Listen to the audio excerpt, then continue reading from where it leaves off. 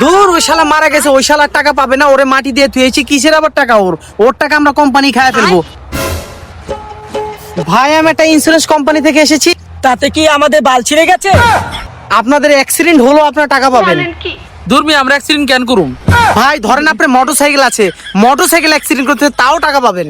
ভাই আমাদের কোনো মোটরসাইকেলই নাই। ভাই মোটরসাইকেল নাই, সাইকেল তো আছে, ধরেন সাইকেল অ্যাক্সিডেন্ট করলেও আপনার টাকা পাবেন। কি বলছেন ভাই? আমাদের তো সাইকেলও নাই।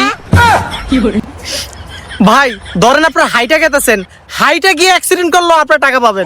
দূর মিয়া, আপনি কি ডেট ফেল গাঁজা খাচ্ছেন নাকি? হাইটা যাবো কি লেগা? অটোতে যাবো, অটো আছে না? ভাই ধরেন আপনি অটোতে যাচ্ছেন, অটো উল্টে যাচ্ছে, তারপর আপনি টাকা পাবেন।